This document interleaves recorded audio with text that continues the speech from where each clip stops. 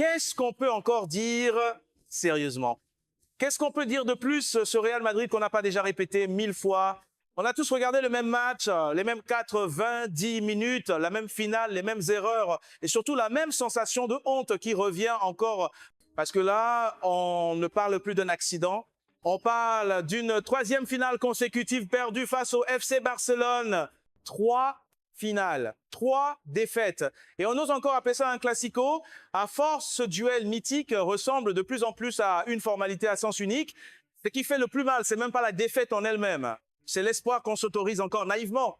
Après une saison blanche, après avoir tout laissé au Barça championnat, Coupe du Roi, Super Coupe, beaucoup se disaient, cette finale-là, au moins celle-ci, on ne peut pas la perdre. Moi aussi, j'y ai cru. Un peu. Pas parce que le Real était supérieur, mais parce que l'orgueil, parfois, ça suffit pour masquer les failles. Sauf que là, collectivement, on savait. Au fond, on savait que ce Real n'était pas prêt. En face, le Barça arrive avec des certitudes, un 11 clair, une structure, des automatismes. Chez eux, chacun sait où se placer, quand accélérer, quand temporiser. Chez nous, on cherche encore. Et c'est ça le vrai problème. Ce n'est pas une question de talent individuel. C'est une question d'organisation, de continuité, de vision. Dans les premières minutes, pourtant, tout semblait presque cohérent. Un bloc bas, discipliné. Le Barça avait le ballon, logique. Mais Lamine Yamal et Rafinha étaient contenus. Le Real subissait, mais résistait. Et puis, comme trop souvent, quelque chose s'est éteint, comme si cette équipe fonctionnait avec une batterie limitée à 30 minutes. Passé ce seuil, tout se délite, les lignes se désunissent, les distances explosent, les décisions deviennent floues, la défense commence à paniquer, le milieu perd des ballons impossibles à perdre à ce niveau. Et face à une équipe comme le Barça, la moindre erreur se paye cash. C'est un peu comme une équipe qui tient tête à un boxeur pendant 3 rounds avant de baisser la garde, persuadé que le plus dur est passé. Sauf que le Barça, lui, ne frappe jamais au hasard. Et quand tu recules trop, quand tu refuses de jouer, quand tu rends le ballon sans être replacé, tu t'exposes. Dans la suite, on va entrer dans le cœur du problème. Pourquoi cette équipe se délite aussi vite? Pourquoi certaines décisions tactiques interrogent? Et surtout, comment le Real en est arrivé à dépendre presque exclusivement d'exploits individuels pour exister dans ce genre de match?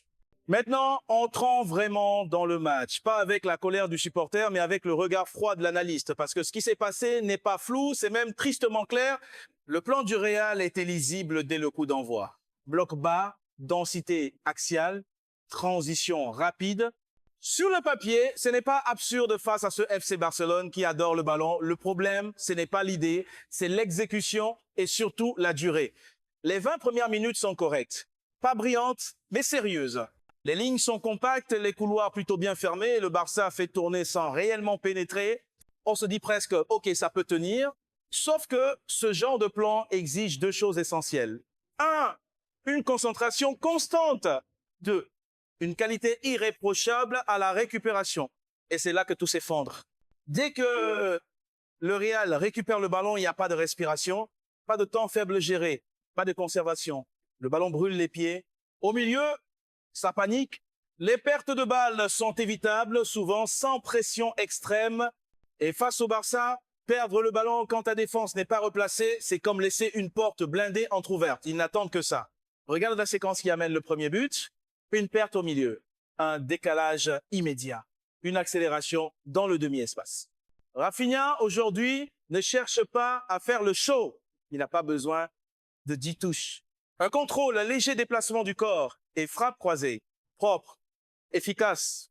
Et Thibaut Courtois n'y peut rien. Ce but-là, il est collectif. Mais pas dans le bon sens. C'est l'échec de la coordination défensive, le manque de couverture au milieu et surtout l'absence de leadership dans les moments clés. Et ce qui est le plus inquiétant, c'est la réaction, ou plutôt l'absence de réaction. Au lieu de calmer le jeu, de remettre le pied sur le ballon, le Real continue de subir. Les espaces s'agrandissent, les latéraux reculent, le milieu court dans le vide. C'est là qu'on voit la différence de maturité collective. Le Barça, sans le sang, il accélère quand il faut, temporise quand il faut et surtout, il joue ensemble. Et pourtant, malgré tout ça, le Real reste en vie. Pourquoi? Parce qu'il y a encore des joueurs capable de créer quelque chose à partir de rien. Vinicius Junior, lui, refuse de disparaître. Même quand il rate une occasion franche, et à ce niveau, oui, c'est un raté. Il continue de provoquer, il demande le ballon, il défie, il force le destin. Et sur cette action, en fin de première période, il prend le ballon côté gauche. Il élimine, il casse des lignes.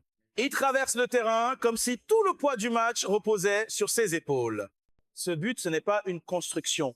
C'est un cri. On rappelle que le Real existe encore grâce à ses individualités, mais vivre uniquement d'exploits, c'est jouer avec le feu. Parce qu'en face, il y a aussi des joueurs capables de faire très simple, mais très juste. À peine le temps de respirer que le Barça répond. Une projection rapide, une passe parfaitement dosée de Pedri et Robert Lewandowski, seul entre deux défenseurs, conclut avec un calme glaçant. Encore une fois, le problème n'est pas le talent adverse, c'est l'espace, le placement, le temps laissé. Heureusement, et c'est presque un paradoxe, le Real s'en sort avant la pause grâce à un coup de pied arrêté, corner, duel aérien, deuxième ballon, but. Et là, tout est résumé. Exploit individuel, phase arrêtée. C'est comme ça que le Real marque, pas par le jeu, pas par une domination, mais par des éclairs. À la mi-temps, le score est flatteur, mais le contenu, lui, alerte déjà. Dans la suite, on va voir pourquoi la deuxième période était presque écrite d'avance, pourquoi reculer encore plus était une erreur fatale, et comment le Barça a su attendre le bon moment pour frapper une dernière fois. Alors passons à cette deuxième période, parce que c'est là que tout se confirme. Pas dans le chaos, pas dans un fait de jeu isolé, mais dans une logique presque implacable. Dès la reprise, le tempo change. Le match devient haché, décousu, rempli de fautes et d'arrêts de jeu. Un faux rythme. Et face à ce FC Barcelone, c'est exactement le moment où il faut être le plus lucide. Le Real, lui, fait l'inverse. Au lieu de profiter de ce temps faible pour respirer avec le ballon, il recule encore, bloque toujours plus bas, sortie de balle toujours plus précipitée. C'est une erreur classique. Une équipe qui se dit, tenons encore un peu. Mais face au Barça, tenir sans le ballon, ce n'est pas tenir, c'est attendre l'impact. Parce que le pressing barcelonais, lui, ne baisse jamais.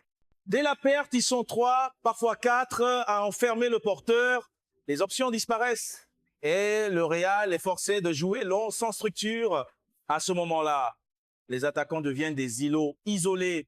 On balance devant en espérant un miracle. Sauf que Vinicius Junior et Rodrigo ne sont pas des super-héros. Ils peuvent faire la différence une fois, pas 20. Le milieu, lui, s'efface. Trop d'espace entre les lignes, pas de liant. Pas de tempo. Et c'est là qu'un joueur comme Pedri devient essentiel. Il ne force rien. Il attend que le Real se désorganise tout seul. Une touche en trop, un replacement en retard. Et soudain, le jeu s'ouvre. Le but décisif arrive comme ça, pas dans une tempête, mais dans un moment où le Real n'est plus ni haut ni bas, entre deux décisions. Rafinha frappe, le ballon est contré. Et ça suffit. Ce genre de but, ça fait mal. Parce qu'il ne vient pas d'un exploit fou. Il vient d'un manque de maîtrise, d'un manque de clarté. Et à partir de là, tout devient émotionnel. Les centres se multiplient. Les frappes sont précipitées. Les choix deviennent individuels. Le Real pousse, mais sans plan clair. Le Barça lui gère. Il ralentit. Il casse le rythme. Il fait courir le temps. Et c'est là que la différence entre une équipe structurée et une équipe sous tension saute aux yeux. Le Barça sait exactement comment finir un match. Le Real, lui, espère encore le renverser. Alors oui, il y a de la frustration. Oui, il y a des joueurs en dessous. Mais réduire ce match à des individualités serait une erreur. Le problème est plus profond. Il commence dans les décisions, il traverse le terrain et il finit dans cette incapacité à imposer une identité claire face à un adversaire qui, lui, sait exactement qui il est. Petite mise au point importante avant de conclure. Le football reste un sport d'incertitude. Pas de haine, pas d'insultes, pas de raccourcis. On analyse, on débat, mais toujours avec respect du jeu, des joueurs et des supporters. Et surtout, aucune certitude absolue dans ce sport.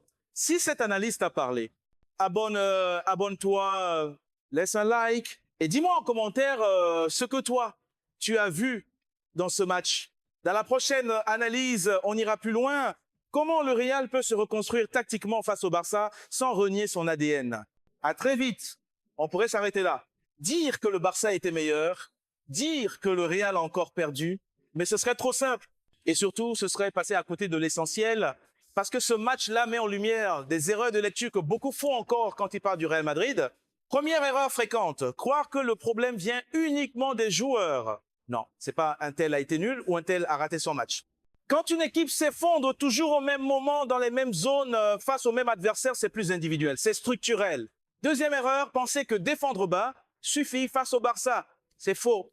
Défendre bas sans maîtrise du ballon, c'est offrir des vagues successives à une équipe qui vit du tempo. C'est un peu comme vouloir survivre sous la pluie sans parapluie, en espérant que ça s'arrête vite. Troisième erreur, croire que l'intensité remplace l'organisation. Le Real a mis de l'engagement, parfois même trop. Mais courir sans coordination, c'est courir dans le vide. Le Barça, lui, court moins, mais court juste. Maintenant, comment lire ce match intelligemment en tant que supporter? Premier signal à observer dès les premières minutes, la qualité de la première relance. Quand le Real ne parvient pas à sortir proprement, quand le gardien est déjà sollicité pour dégager l'eau, c'est un signal d'alerte. Deuxième signal, la position du milieu. Si les milieux sont alignés trop bas, sans joueurs entre les lignes, alors les attaquants sont condamnés à jouer dos au jeu. Troisième signal, les pertes de balles après récupération. Si le ballon est rendu en moins de 5 secondes, le pressing adverse devient un piège mortel. Et pourtant, tout n'est pas à jeter. Il y a des bases, il y a des profils, il y a surtout une marge énorme de progression à condition d'accepter une remise en question claire. Le Real ne peut plus se contenter d'attendre l'erreur du Barça. Il doit imposer des séquences, même courtes. Il doit oser garder le ballon, même imparfaitement. Il doit surtout assumer un plan, quitte à perdre, mais en sachant pourquoi. Parce qu'aujourd'hui, le plus inquiétant n'est pas la défaite. C'est cette impression de subir un scénario écrit à l'avance. Et tant que ce sentiment persistera, chaque classico ressemblera au précédent. Même tension, même espoir fragile, même chute. Le football ne pardonne pas l'immobilisme. Et face à un Barça aussi clair dans son identité, le Real n'a plus le luxe d'hésiter. On continuera d'en parler, d'analyser, de débattre. Parce que ce club-là mérite mieux que des constats à chaud. Il mérite une vraie lecture du jeu. Si tu veux qu'on aille encore plus loin, schéma, solution concrète, ajustement possible, dis-le moi en commentaire. À très vite.